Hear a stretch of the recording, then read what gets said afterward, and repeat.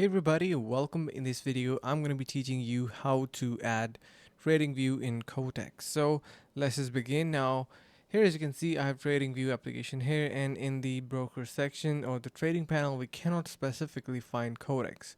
Now before we move to the next part of the video, I would suggest you head over to the link in the description to get $15 starter bonus on TradingView. So that is going to be really helping.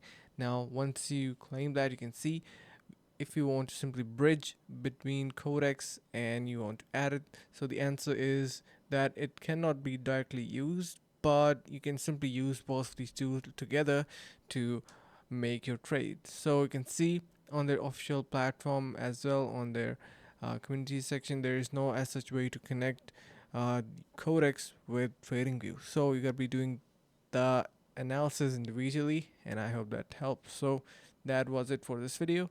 See you around in the next one.